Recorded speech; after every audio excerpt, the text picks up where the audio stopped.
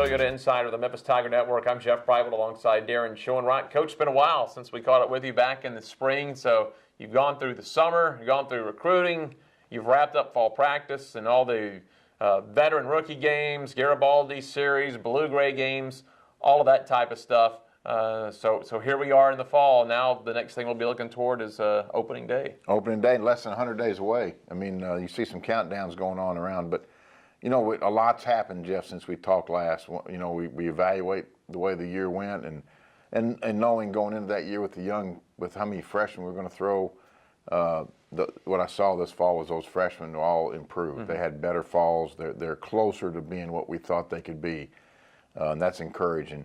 What emerged this fall from our club was, I think we're going to be a very, very good offensive team, and different than years past. Maybe not the bunt and run and scat, more the ability to drive more gaps, a little more power laden, a little more power throughout the lineup. So learned a lot about this team this fall. A lot of growing pains last year. 12 freshman pitchers. You knew it'd be a process going into the year, but all of a sudden it seems like every year, whether we've got an old team, a young team, we played well or we haven't, we somehow. It's like the semifinal Tigers. You have a great tournament, and for that team to get down to Clearwater and be 2 runs from the championship, it was a great way to end the year. It was. They grew up, and what I think one of the reasons we've been pretty successful in that tournament and in tournament play through the years is we stay on an even keel throughout the year, and it's tough times and good times. So I never really let them get too high or low. We talk about the process a lot, and that's what the tournament is. It's a culmination of the process, and then physically what we do during the year with them. We never really deviate or alter our plan based on how we feel or how we're playing. Mm-hmm. If it says we're supposed to lift today, we lift. Even if the bus got back at 4 in the morning, it's the lift. So we've done a lot of that. And then a recruiting season. We got busy and got on the recruiting trail this summer. So combination of where we are with our team that's on campus now and where we are with our future roster, I feel really, really good. Coach, we mentioned all those freshman pitchers, so now you have all those sophomore pitchers. They'll be a little bit better. Maybe 18's when they'll really be peaking, but they'll be improved. And in your signing class, I believe 3 of the 4 pitchers you signed were closers to help out a little bit. And of course, as you do every year, you kind of tweak the rotation. Yeah, the more I evaluate baseball in general at the major league level and especially at the college level, bullpens are becoming more and more important. And why is it? There's less complete games. There's in the major league level, it's almost unheard of now to throw a complete game. The successful teams in college, they either have 3 just unbelievable,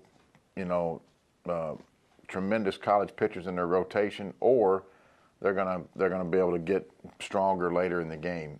We've had Nolan, the last 3 years. We've lost Nolan now, and we look at the void that leaves and what we've been able to do. Even last year on a subpar year that we had in a bad year, we were something like 17-4 when we were leading after 7, and that just shows you've got a guy like Nolan Blackwood down there to anchor that thing, who was a draft pick by the Oakland A's. That looks like it's the void on this team. It's who's going to do that for us, who's going to become that 2 or 3 person bullpen like we had in 2000 when we won 37 in 2015. It was Blake Myers, Craig Caulfield, and Nolan combined. So trying to find that. We signed 3 that I think are all closers in their high school that we're going to really anchor and bolster that bullpen. Well, your infield's looking good. Had some upperclassmen last year, very veteran this year on the infield. Yeah, we are. Zach Schrettenthal now is going to kind of go into his 4th year of starting at third. He kind of started when Drew Griffin got hurt a little bit in his senior year, and really has developed a comfort in that position. And I think he's one of the best in the conference defensively, and really had a good fall offensively. He's going to be a leader on this club in the way he approaches and his knowledge of the game, and you'll see a different Zach. And then Brandon Grzelanic and Trent Turner back. They're both kind of second basemen that will probably shift the shortstop duties to a true freshman in Alec Trella that we're very excited about. And he'll go through some freshman moments, but you're going to see a pretty dynamic defender that's got the chance to hit some home runs. And then, Jake Elliott back at first. We've moved Nick Vogie into first, who is really making huge strides. So like where we are on the infield. I think we'll dominate the routine play. We won't be a real scat back, real rangy type infield, but we're going to be an infield that you're going to get offense out of every position. I know you're pretty happy overall with the signing class. You've talked about them already in the show, but you're pretty happy, pretty comprehensive. Yeah, and then, you know, 2 middle infielders. Ben Brooks, we signed the shortstop that is the premier shortstop in the state of Tennessee, was the shortstop on the Sun Belt team as a high school quarterback, led his team to the playoffs.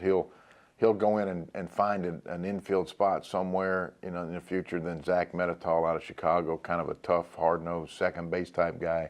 We were signing what we felt like addressing the needs that we have. We need to bolster the bullpen. Yeah. We need to replace a bunch of infielders. That's what this class is. And then when I evaluate our team on the field this fall, I think we did a phenomenal job addressing what we're going to lose through graduation and the draft. Coach, before we wrap things up, I don't know how specific you want to get, and you know how dates can kind of change when you have to go through policy, procedure, and go through the state, but you're hoping here real soon maybe to start with that facility expansion. Yeah, we've got a very generous donor that we started on this actually 3-4 years ago. What the next step in that building is, it's developing a team meeting room that will double as a place where we eat pregame meals and a video room. It'll be kind of a combo type room.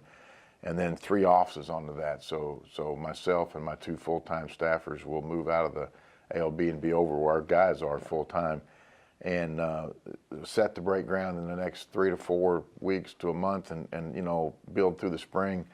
But be a great addition, great for recruiting, but more importantly, developing that relationship from coach to player, where I'm going to get to be around my guys a lot more now. We're very, very thankful to this family that's helped us, and more info on that soon.